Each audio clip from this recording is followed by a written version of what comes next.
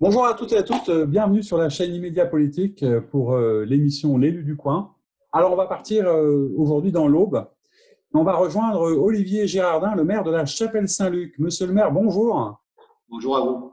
Merci beaucoup de nous accueillir dans ce département. La Chapelle-Saint-Luc, c'est une ville de la banlieue de l'agglomération de Troyes, dans l'Aube. Et si on part chez vous, c'est parce que vous avez un certain nombre de caractéristiques qui font de vous un petit bout de la France, mais malheureusement avec beaucoup des difficultés de la France d'aujourd'hui. C'est un peu ça? Eh ben, c'est ça en loupe, c'est-à-dire c'est grossi. Parce que vous avez dit qu'il y a beaucoup de difficultés de la France. Oui, on les a, mais on en a plus. On est la 17e ville la plus pauvre de France. C'est-à-dire que vous imaginez un territoire de 1000 hectares, touche 3, et qui concentre un niveau de pauvreté avec un chômage à 30% sur 1000 hectares, avec un revenu par habitant qui est à peu près entre 40 et 45% de moins que la moyenne nationale de la même strate, et qui en effet, sur ces 1000 hectares, vous imaginez qu'il y a un quartier d'habitation de 7000 habitants et puis une autre partie séparée par des voies ferrées qui fait 6000 habitants. Une ville coupée en deux, en trois devrais-je dire, puisque vous avez la plus grosse zone du département. La Chapelle-Saint-Luc, ça a une particularité, c'est qu'elle ne ressemble à aucune autre. Elle a tous les problèmes d'une grande, mais pas les moyens. C'est une ville à laquelle vous êtes attaché. Vous allez commencer votre troisième mandat et on sait combien le troisième mandat, quel que soit le territoire, est un vrai mandat de confirmation souvent de quelque chose qui s'est passé d'assez fort. On va revenir aussi sur votre engagement politique puisque vous êtes toujours officiellement membre du Parti socialiste. Et c'est vrai que c'est intéressant aujourd'hui de vous écouter comme ça. Il y a peut-être plus tellement d'élus du Parti socialiste. Mais ma première question, elle est presque d'actualité. On est dans une période difficile et j'imagine que dans une ville comme la vôtre, le confinement, les difficultés économiques, l'accès aux soins, les problèmes sanitaires, d'ailleurs la détresse sans doute d'une partie de votre population, ça vous préoccupe grandement. C'est une préoccupation et pour certaines d'entre elles, c'est des objectifs qu'on doit remplir. Et puis il y a aussi ce qu'on ne voit pas. Et j'ai envie de vous dire, je crains toujours plus ce que je ne peux saisir que ce que je prends en pleine face. Ce que je prends en pleine face, j'ai entre guillemets l'habitude d'être confronté à des situations difficiles, de crise, etc. Et là, moi, ce qui m'inquiète, c'est ce que l'on ne voit pas de la détresse, la solitude, de tous ceux qui sont confinés dans des conditions de précarité ultime, dans des conditions de pauvreté totale, dans des conditions de dénuement qui deviennent dramatiques. Alors, on a, je crois, près de 300 anciens qu'on appelle sur une semaine tous, au moins une fois pour ceux qui le souhaitent. On les rappelle autant que faire. On a un dispositif qui permet à des associations, avec notre aide, d'aller faire les courses pour les gens qui se sentent seuls. Mais on sent bien, toutes les professions vous le disent, que les gens ont envie de parler. Ils ne croisent pas grand monde, ils ne voient pas grand monde et ils ont besoin de dire un certain nombre de choses. Et personne n'a finalement assez de temps à consacrer aux autres, alors que du temps, alors comme on est confiné, etc., on pourrait en avoir, mais manifestement, il y a un hiatus là qu'on ne sait pas résoudre, avec l'angoisse d'un virus qui est quand même assez désastreux. C'est vrai que souvent, du coup, on se tourne un peu comme un dernier repère vers la mairie, vers le maire, qui devient un peu le père aussi de ses habitants quelque part. Mais avant, ce qui est intéressant aussi peut-être, et je l'évoquais au tout début, c'est de se dire comment est-ce qu'on arrive d'abord peut-être à s'engager, parce que vous êtes un militant engagé depuis un certain nombre d'années. Qu'est-ce qui vous amène un jour, vous, à vous engager et si jeune, à choisir la politique, j'allais dire? Alors, je ne sais pas si j'ai choisi la politique. J'ai toujours vécu dans un univers très éloigné de la fonction politique, mais où on parlait beaucoup politique. Et un jour, je crois que voilà, c'était de Devaquet, ça m'a donné l'envie de m'engager. J'ai découvert l'action collective, c'est-à-dire la capacité que l'on a à plusieurs à être un peu moins bêtes sans doute et un peu plus forts ensemble. Et ça m'a beaucoup plu et je pense que là, j'ai pu trouver un débouché naturel à mes questions et les partager avec d'autres dans des aventures humaines qui restent pour moi à la fois indélébiles et sans équivalent. Qu'est-ce qui vous a amené, du coup, j'allais dire, à atterrir, parce que c'est pas votre territoire de naissance. Comment est-ce qu'on arrive un jour à la Chapelle-Saint-Luc et pourquoi tout d'un coup vous avez dit c'est là qu'il va se passer quelque chose et que j'ai envie de… C'est tout bête. Mon ami Benoît Hamon faisait le tour des possibilités d'implantation de personnes avec François Hollande à l'époque, on est en 2005-2006, et il y avait personne dans l'Aube. On s'attaquait à la forteresse Barouin. Benoît a toujours été un optimiste. Voilà, on sentait qu'il y avait une possibilité, et moi je viens, le côté familial paternel et au bois. j'ai l'habitude de l'eau depuis que je suis petit. Moi, j'ai toujours connu Troyes et parce que mes parents habitent, enfin mes grands-parents habitent un petit village. Voilà. Donc, la confrontation d'une situation où on va proposer d'aller de prendre une raclée en 2007 par François Baroin. Je l'ai pris, mais je sais pas, les copains, certains d'entre eux m'ont dit tu veux pas rester. Et j'ai dit quand même, c'est compliqué de rester.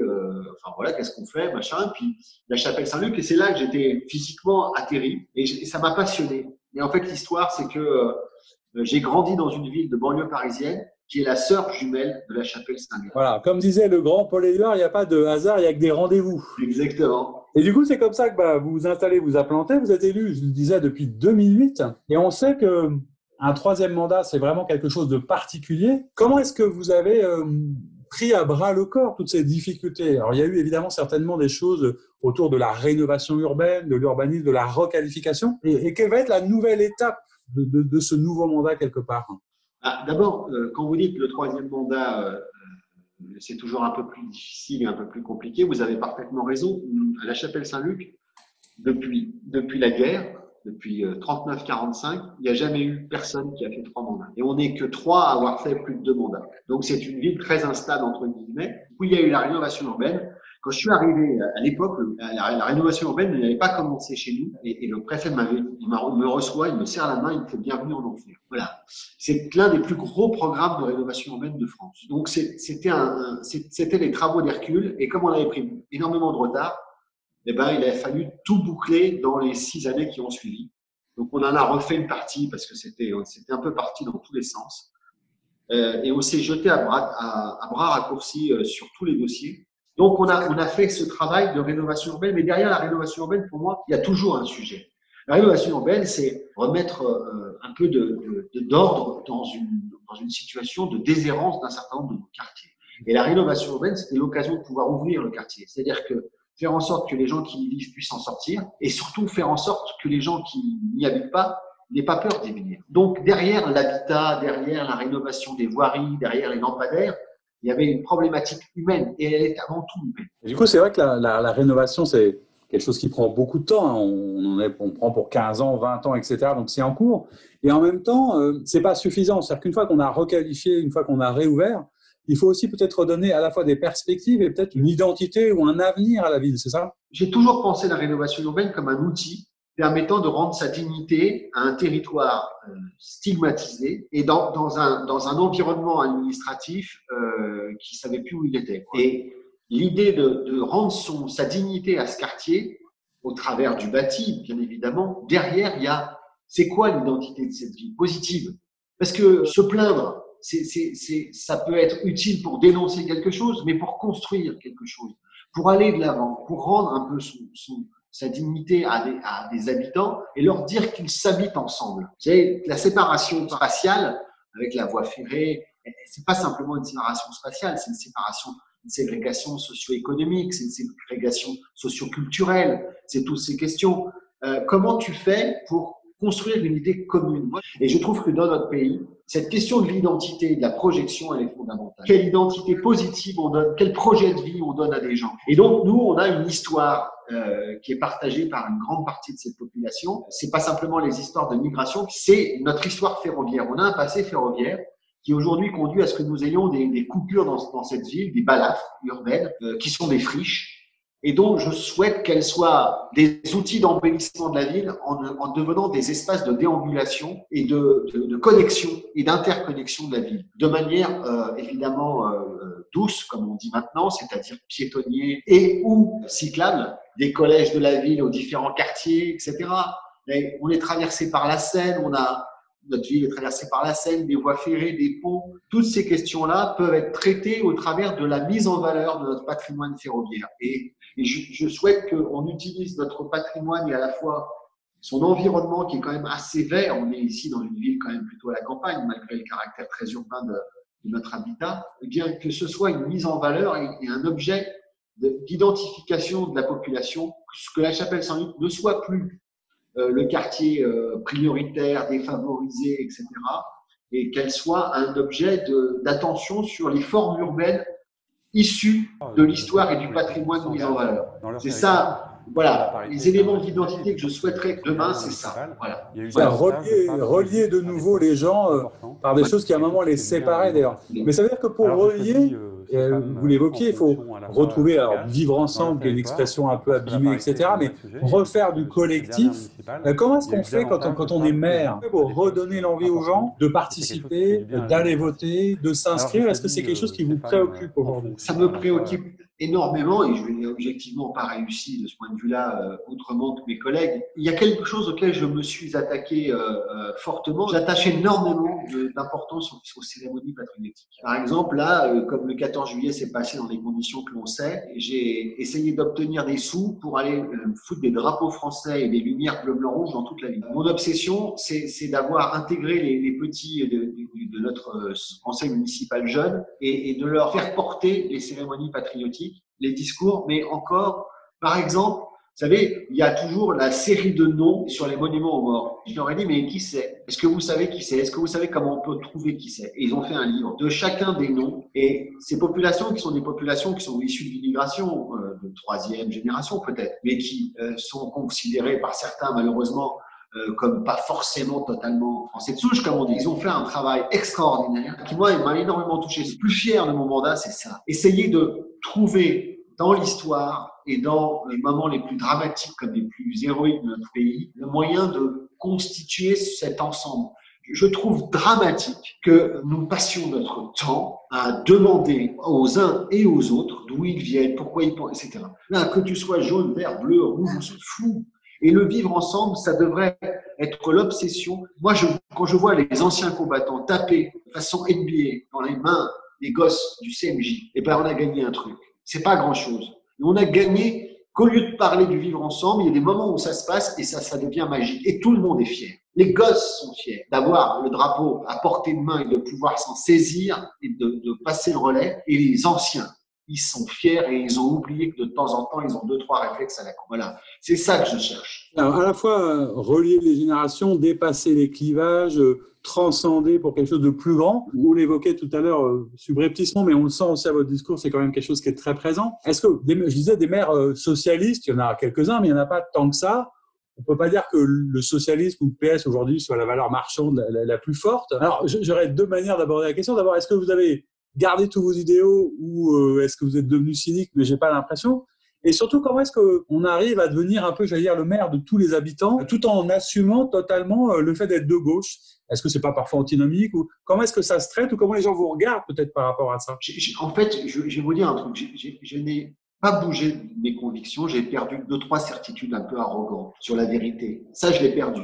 Et c'est une bonne chose, hein. Honnêtement, je m'en plains pas. Par contre, j'ai gardé mes convictions sur la nécessité de combattre l'ordre naturel des choses, c'est-à-dire, je reste convaincu, il faut toujours se battre, faut pas se plaindre, faut avancer, faut réclamer sa dignité. Et je préfère la dignité à la misérabilisme. Voilà. Donc, je suis un socialiste ancien modèle. Je crois au travail, à l'effort. Je me rappelle que mon parti est né de la volonté que le travail soit récompensé à sa juste valeur. Je pense que la gauche s'est fourvoyée dans une espèce de discours victimaire tous azimuts où la condition humaine n'était pas l'explication tendancielle du risque de déraper, mais était une excuse pour pouvoir le faire. Et je ne crois pas à ça. Je crois à la nécessité d'un ordre social juste et d'un ordre public respecté.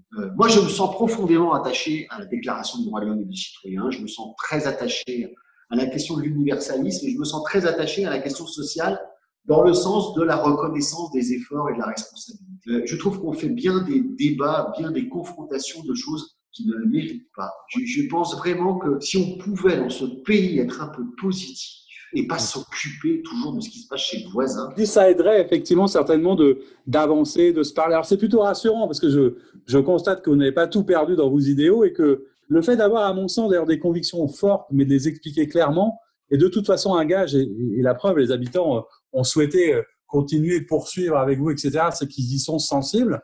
Donc, il y a encore de l'espoir. y compris pour des maires dans des situations un peu difficiles et dans des territoires compliqués. Qu'est-ce qu'on peut, pour terminer doucement cet entretien, qu'est-ce qu'on peut vous souhaiter? Qu'est-ce qu'on peut souhaiter à la Chapelle Saint-Luc? De quoi vous avez besoin? Qu'est-ce que vous avez envie de redire ou de raconter que vous n'auriez pas pu dire? Moi, j'ai envie que la population dans son entièreté, d'où qu'elle vienne, qui qu'elle soit, se sente concernée par un destin commun, parce qu'on est à côté et que moi, j'aime quand les gens se retrouvent et travaillent ensemble. Je ne crois pas que la culture, les origines soient le facteur. Je pense qu'on est des êtres humains et en tant qu'être humain, on a la possibilité de dépasser ce qui nous sépare pour avancer vers ce qui peut nous réunir.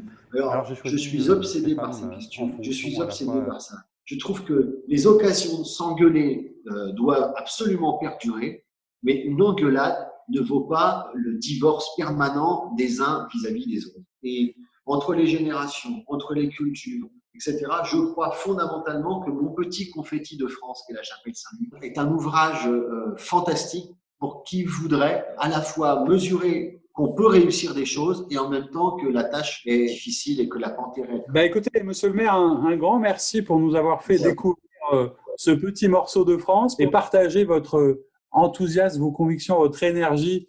Et on sait combien le sacerdoce de l'élu aujourd'hui, d'où qu'on vienne, est quand même nécessaire. Et c'est aussi un peu ce qu'on essaye de raconter à travers Immédiat Politique pour valoriser et faire reconnaître le travail de l'élu.